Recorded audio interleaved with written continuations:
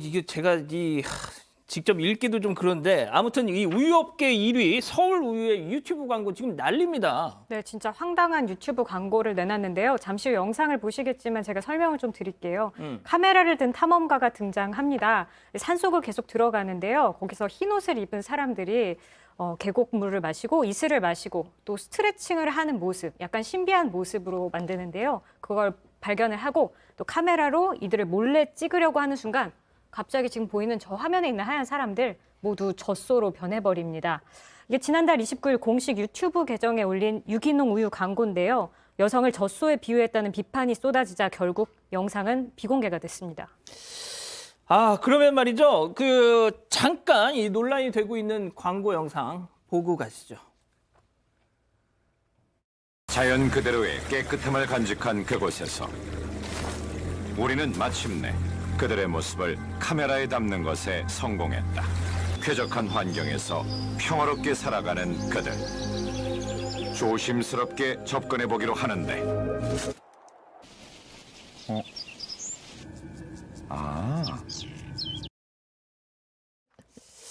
그러니까 저는 진짜 저 광고 만들고 나서 시사를 했을 거 아닙니까? 자기들끼리. 이야 좋았어 막 이랬을 거 아니에요. 그러니까 했겠죠. 근데 이게 문제가 될 거라는 생각을 전혀 못했을까요? 좀 이해가 안 되는데. 그러니까요. 그러니까 일단 큰 문제가 두 가지가 있습니다. 여기 아까 컨셉 보면 탐험가가 굉장히 청정 지역에 가서 지금 뭐 남성도 섞여 있다고 하니까 남녀가 섞여 있는 사람들이 스트레칭하고 있는 것을 몰래 찍죠. 일단 불법 촬영 아닌가요, 그것부터? 약간 그 느낌 났어요. 네, 그 느낌이 날 수밖에 없고요. 그리고 서류 측에서는 그게 여성만 있었던 게 아니라 남성들도 좀 있었고 그게 여성이 뭐 젖소로 바뀌는데 이런 취지로 만든 게 아니다라고 하는데 젖소가 암소입니다, 일단.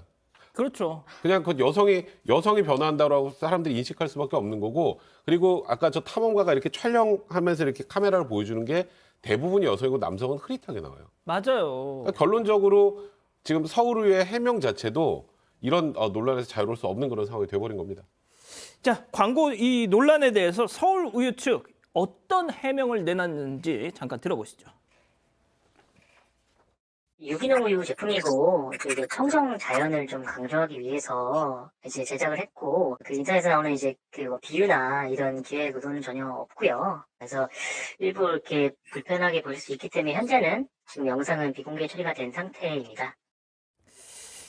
자, 교수님 일단 사과까지는 했더라고요. 사과문도 올리고 뭐 다 일이 벌어진 이후였지만. 예. 글쎄요, 우리가 이제 어떤 일을 할 때에는 그 명시된 게 있고 그것으로 인해서 다른 사람들이 추정을 할 수 있는 그런 것들이 있어요. 그래서 이제 사실 본인들은 그런 생각을 하면서 저걸 만들었을는지는 모르지만 보는 사람들이 봤을 때는 좀 기괴하다 하는 이런 느낌을 갖다가 우리가 가질 수가 있는데요. 아까 뭐 우리 백 변호사님 언급을 하셨지만 광고 담당하는 분들이 있을 텐데 아마 이제 그 물에 빠지면은 안 보이는 거죠. 예. 저때 이제 외부 사람을 한 명 정도 초청을 해서 어떻게 생각하냐라고 이렇게 물어봤었어야 되는데 자기들은 그걸 만든다고 어떤 그 과정에서 성취감이 있으니까 정말 야 이거 대박 치겠다 말 그대로 대박을 쳤죠. 전혀 다른 의미로 대박이 났습니다. 이거 진짜. 자, 그런데 서울 우유가 진짜 이렇게 또 광고를 한번 치도곤을 맞다 보니까 18년 전에 어떤 또 유사한 일이 또 다시 재발견이 되고 있어요. 네, 18년 전에 어떤 행사에서 논란이 됐던 걸 한 번 더 했었는데 당시에는 이제 새로 나온 요구르트를 홍보하는 과정이었습니다. 취재진 앞에 전라의 여성 누드 모델 3명을 등장을 시켰는데요. 알몸에 밀가루를 바르고 분무기로 요구르트를 서로의 몸에 뿌리며 이를 벗겨내는 이상한 퍼포먼스를 했습니다. 예. 저때 저 사람들 어떻게 됐죠? 이건 그냥 너무 대놓고 공연 음란죄잖아요. 예. 근데 그 당시에 일단 재판부 판단을 보면 새로운 제품을 홍보하려고 한 건 알겠다. 근데 이게 쉽게 말해서 이게 홍보하고 무슨 상관이 있느냐. 그러니까 이거는 신체 노출의 정도의 방법이 홍보를 위해 필요한 정도를 한참 넘어섰기 때문에 음란성을 부정할 수 없다 해서 공연음란죄를 인정을 했고요. 그래서 서울의 마케팅 팀장이 벌금 500만 원, 누드 모델 협회장이 벌금 200만 원, 또 실제로 여기에 참여했던 누드 모델 2명도 벌금 50만 원을 선고받았습니다. 자, 소장님, 저도 방송하는 입장에서 저도 약간 방송에서 아 이거 뭐 재밌겠다 준비를 했는데 아 전혀 기대하지 않은 뭐 이렇게 역풍을 맞은 몇 번의 경험이 있거든요. 그래서 야 이게 이 집단 지성을 통하면 뭔가 참 제대로 돼야 되는데 전부 다 이렇게 마비가 되는 상황이 있거든요. 네?